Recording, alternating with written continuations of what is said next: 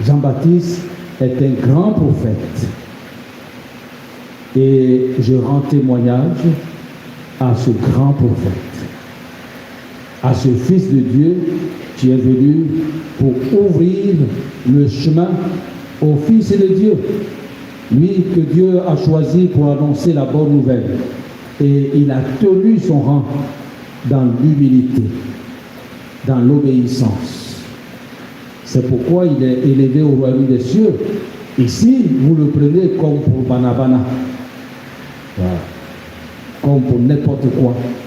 Vous le traitez comme n'importe quoi entre guillemets, pour utiliser le terme banal. Mais dans le royaume des cieux, Jean-Baptiste est un grand. Il est considéré comme grand prophète.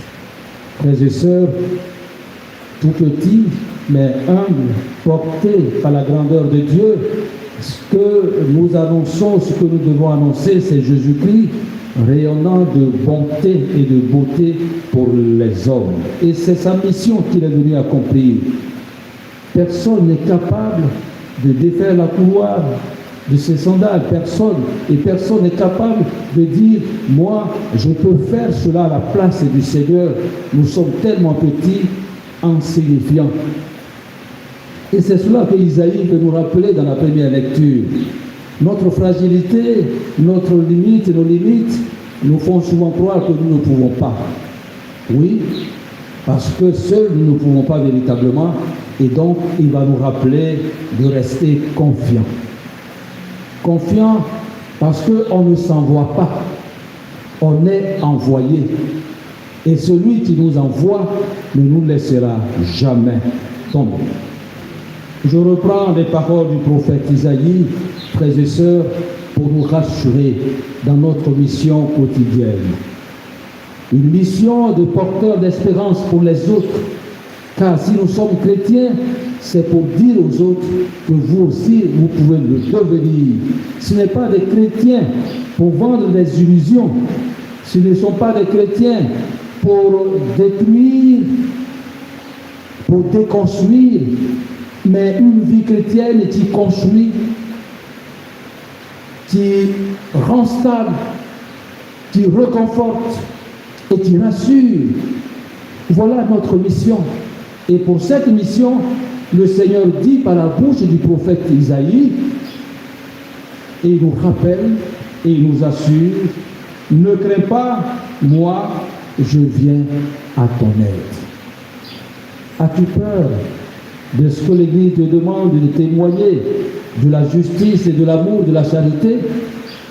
As-tu peur d'être amour à l'image du Christ dans ce que tu vis, dans ce que tu racontes?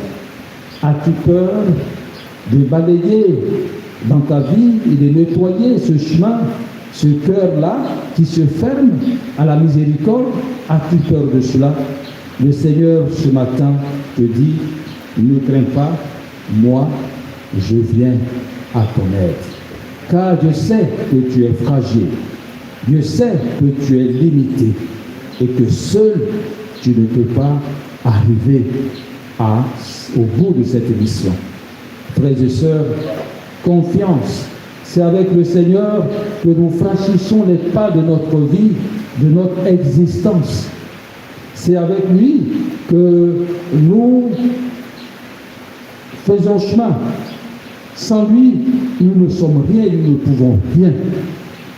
Il faut que nous flérissions avec la grâce de son amour, avec la grâce de sa bonté, fleurir pour devenir une terre qui nourrit et qui réconforte. Voilà, frères et sœurs, le message que je voudrais partager avec vous ce matin.